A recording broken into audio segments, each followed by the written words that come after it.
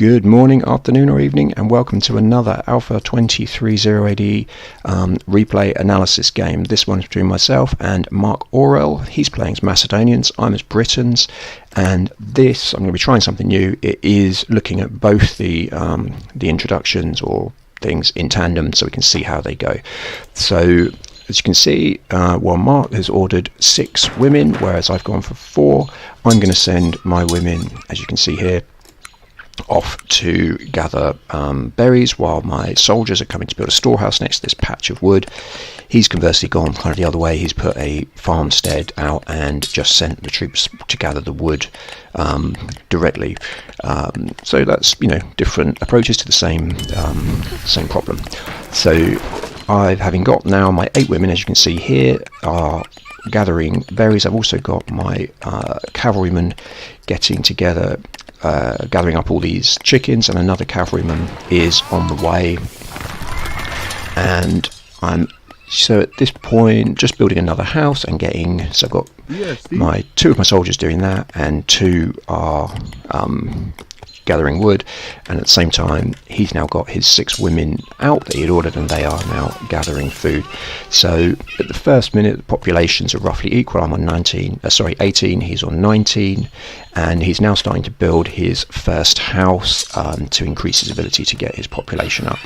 I've now sent off another 4 women here, as you can tell, who are going to just be gathering some more wood, with the hope that eventually I can get sufficient wood to get myself one of the upgrades, potentially to gather wood more quickly, or at least to be able to build some more houses as I approach the population limit as it stands. So looking at the map as a whole, if we just have a quick look around, you can see it's the Red Sea map. There are small patches of excuse me, trees here, there and everywhere, and there's, that said, not really anything particularly close to the base. The thing about this map is that there are 2 points where you can cross. So we've got one point up here where there's a lot of camels, and another point down here where there are also a lot of camels. And that's one of the other things to bear in mind about this map, is that there are always lots of camels, which is why I've made it a priority of getting cavalrymen, because they can gather food much more quickly than women can. So we've just gone 2 minutes in. The populations are still roughly about equal, and I'm sending off my extra cavalry now to start gathering from these camels. You can see there's quite a few there. He's now started building his first storehouse, which is to get to the next wood line, and I am building here a farmstead. And the idea with this farmstead is that it will reduce the distance that these cavalry are travelling in order to get to bring the food back. So what I could also have done is used the little dog who I've just run over here. He could also be used to chase the camels and bring them closer to that. So that's something that other people have done that I've learnt about. And at the 3 minute mark, again, populations roughly equal. So I'm now getting a storehouse over here, with the idea that I can start gathering from this larger amount of wood. And having said that, as the berries are running out, I'm also going to send in a second these women. They're going to build another house, but then they're also going to come down here and start gathering wood, because I badly need, as you can tell from the thing, stats in terms of whatever they're called. In terms of the resources, my wood is right down, whereas my food is right up. He's now just spawned an additional 4 cavalry, which are also going to take advantage of the hunting that is available. So he will now be gathering food at a faster rate as well. And as you see here, my got 5 women that are coming down here, and he's already transitioned into having a couple of farms. I've decided to delay that a little bit longer because I'm available to get I still have these berries available, and I've got, as you can see, 6 cavalry that are hard at work gathering the food from those camels. And there are just so many camels around that in reality you don't need farms particularly early. You can do that. It's now the point here I'm getting my first barracks up, which will allow me to increase the speed with which I can produce my troops and enhance my population, and now he's doing exactly the same thing. So again, very, very similarly, we're playing quite a similar game at this point. I'm now getting myself some slingers who are going to start gathering from this stone. So a few of my women have gone off to make a storehouse here, and the idea from that is that slingers don't cost so much wood, so if I can get those guys a lot of those produced, they can start gathering the stone, and they're quite cheap to turn around.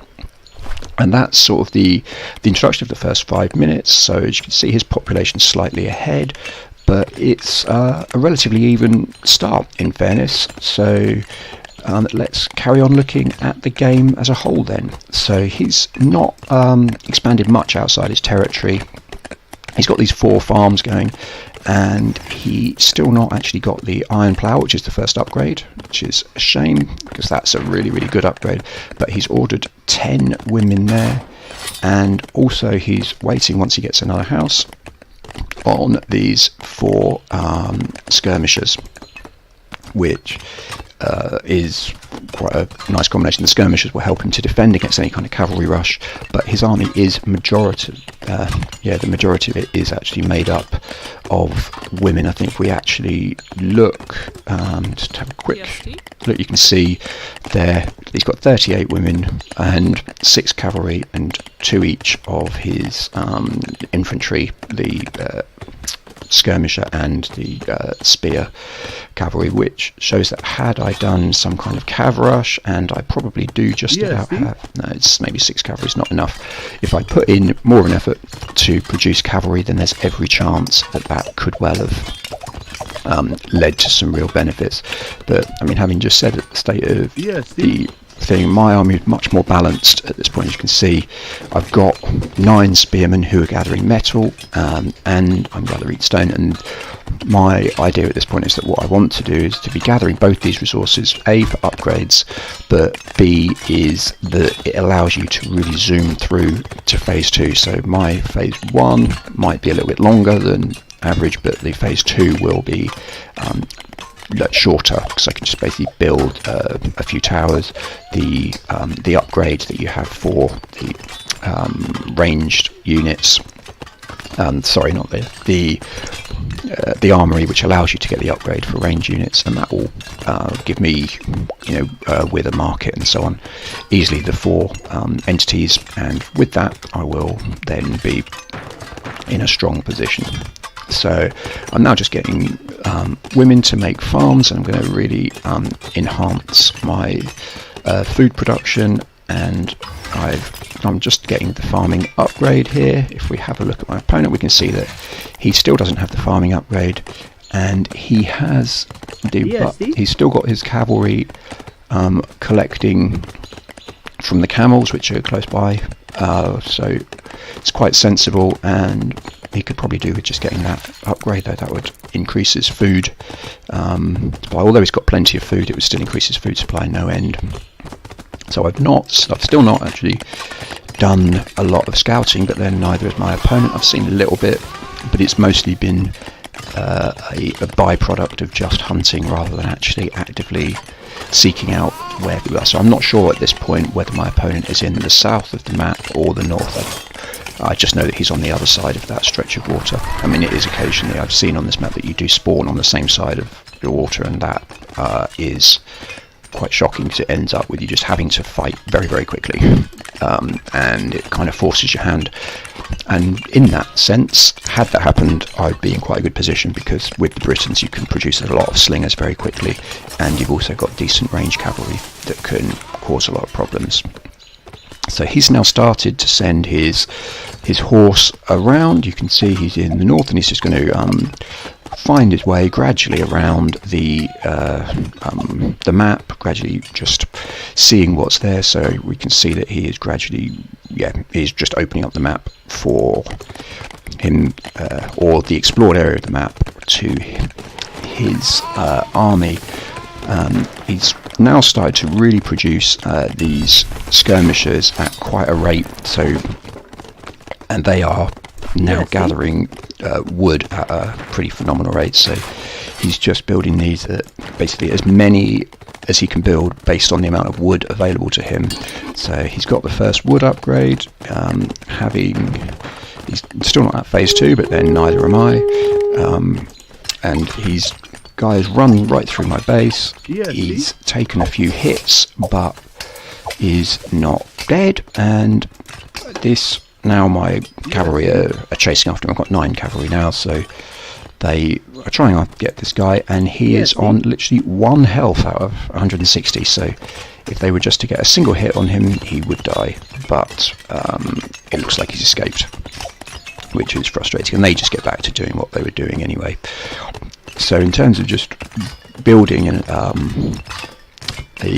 economy, I think both players are doing roughly equivalent. I'm falling quite a long way behind on my population, which is disappointing, but I do have plenty of resources. That's it. Well, plenty of food. I really need to increase the number of people that are gathering wood, and looking at this, it looks like very much I've over-egged it on the metal and the stone. I didn't need that much that early, although I am now starting to produce slingers in reasonably large amounts, so hopefully that population gap will close pretty quickly, although you never know. Let's wait and see. So if we just have a look and see what he can see of the map, he's explored basically all of it, but with his chap only having 1 health here, he's just kind of left him over the other side, and he's now made it to phase 2 as well. We've got another barracks over here, and with going to phase 2, he's now got available to him these slingers and also some archers, and archers are fantastic because they offer you additional range that is not available to any other range units, so you can use them in combination with other things like catapults and more like really strong melee troops, and you can just support them and they can do a fantastic job. So my market here is coming in as I've made it to phase 2, and I'm now looking to boom it basically and go quickly through to phase 3. I've got my barracks over here, which has been positioned in some senses a sensible position, because it allows me to get people out into the wood, the wooded area here, and be chopping trees as quickly as possible. I could do with looking at the amount of wood that I have. I could do at this point really getting the next wood upgrade to see if we can really get that, get my wood gathering up dramatically. And I'm looking at population. He's now just pulling really a long way clear. So this isn't a great display so far in terms of keeping up with him. He's done very, very well at in enhancing his population and growing it and getting it into a strong position. So here comes the blacksmith. I'll have 2 towers and the market, and the combination of those 2 will allow me to boom straight through to the next phase, and from phase 3 I can then build a fortress, and in doing so I will give myself the opportunity to build rams and then make an attack on his base. And although obviously I don't know this in the game, looking at how he's set up his army, he's got very, very few people. He's got no swordsmen or anything like that. He's just got lots and lots of these skirmishers, and skirmishers are next to useless against rams. And his cavalry are lancers as well. I don't know if he has access to sword cavalry. He doesn't, so he's incredibly vulnerable actually, and that's something to bear in mind. So if you are playing against Macedonians, they are actually preposterously vulnerable to to rams, because it doesn't look like they've really got anyone who can actually take them down. And that's something that I wish I'd known, because you basically could just send a load of rams in there and they would have a very good chance, with the right support, of just being able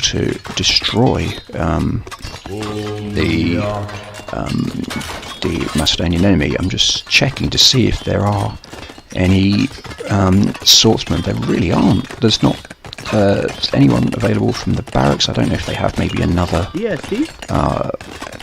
so maybe I don't know if the library or the Greek theatre or something do that, but they would really struggle. Just see, I'm trying to. I mean, he's doing a good job as well. You can see of just producing from all of his barracks all the time, and the town centre. So his population growth is absolutely fantastic. You know, he's now got an advantage of 40 in population. So he's done very well in that.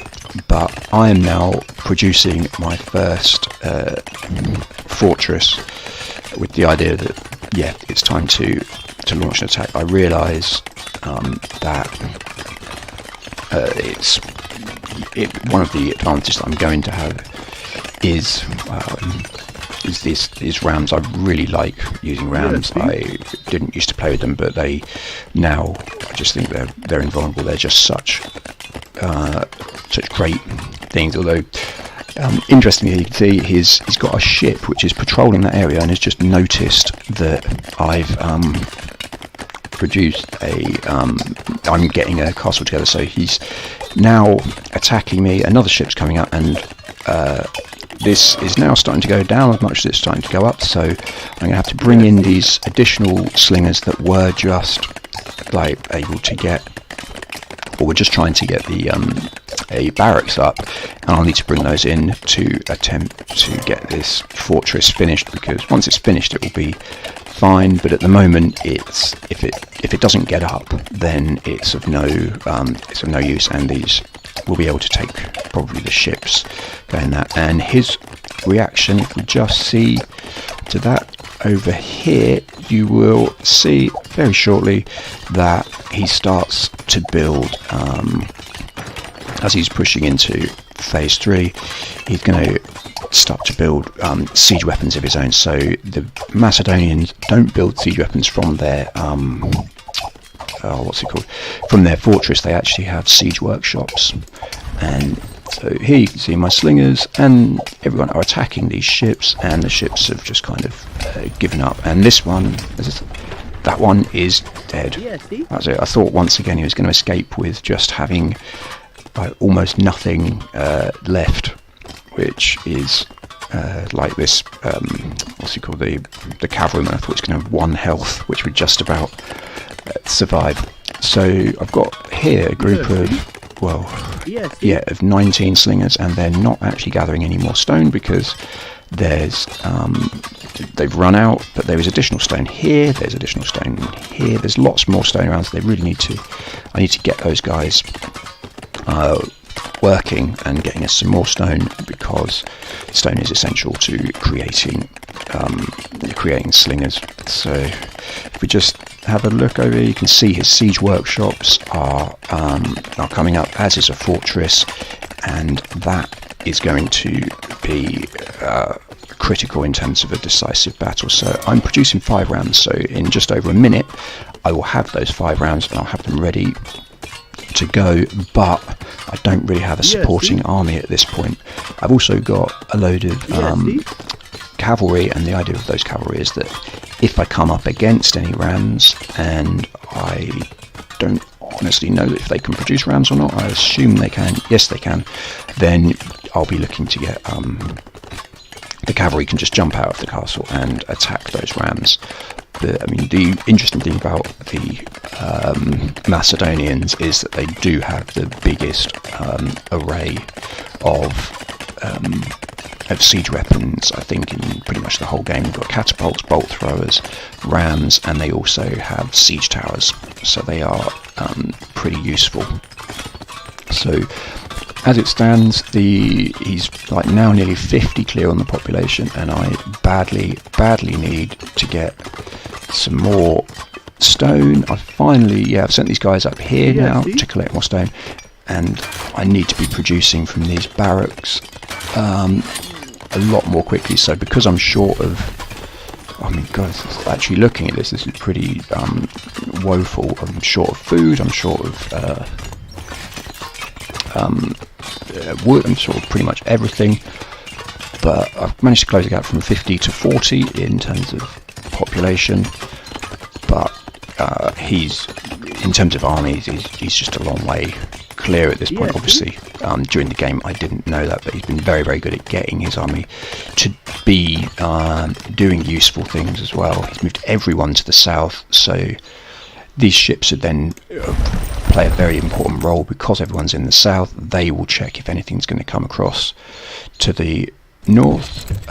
It looks like as well, if we just have a look here, that they do suffer from the same thing that the Spartans have, where you get a reduced population capacity.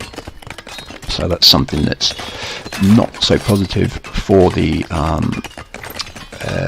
Macedonians, but they are trying desperately. Or yeah, he's trying to get through, increase the population, but there is no point in doing that. Oh no, wait a minute, he can get up to 250. Sorry, they don't suffer a reduced population. It just happened that he only actually had capacity for 240.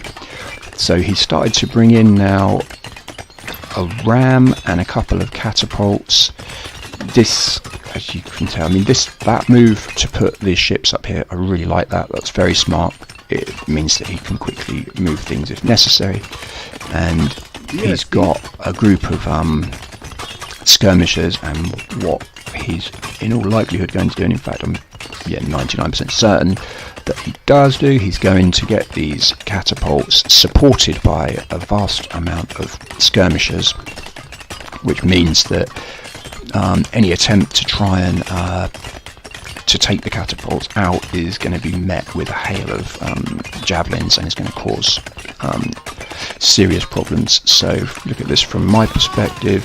The catapults are there, they're clearly there. I've noticed them, but they are now going to start firing, and I need to get out there fast. So there's a third catapult here. That is not really ideal for me. So because I can't see exactly what's going on here, I'm going to now stand and see my slingers attempt to attack these catapults. But the problem is that with catapults is that they have this splashdown. You can see the incredible damage that they're doing to my troops. He's trying. I think I may have attacked one of the catapults. I'm not really sure. But again, he's doing a good job of defending them. But catapults are incredibly difficult. In a combination like this, they are absolutely superb. You have the catapults attacking the troops that are coming in. He's now got spearmen as well, which are useful if I was to attack any cavalry. And yeah, you can see what happened. I just at that point realised it was all over. And if you have a look, you can see he's got another load of skirmishers going there. The one thing that I really should have done that I didn't think about at the time was use these rams. They were just sat there the whole time. So because the majority of these people are skirmishers, I could have just sent the rams out straight away, and they would have destroyed these catapults in no time, rather than attacking them with the horses. So the horses I should have saved for the ram, and the rams should have gone out and attacked the catapults, because they could have then been supported by the slingers. But it was an interesting game, and I just started building a second fortress up here with the idea that I might attack in the north. But that, I could have done with this. I mean, how many troops is that? With that 45 troops that were stuck in the wrong area, I could have done with those down here to help defend against this. But there were some pretty basic errors on my part. I didn't get enough resources quickly enough, and I didn't utilise the barracks that I had to produce people at the right speed. But anyway, there you go. He's also got Alexander the Great, who, what does he do? He was also going to give better territory, and he does some stuff. Doesn't look like he does that much in terms of his offering actual attacking bonuses or anything, but relatively interesting. So anyway, there you go. Thanks very much for watching, and I'll see you next week. Cheers. Bon dia.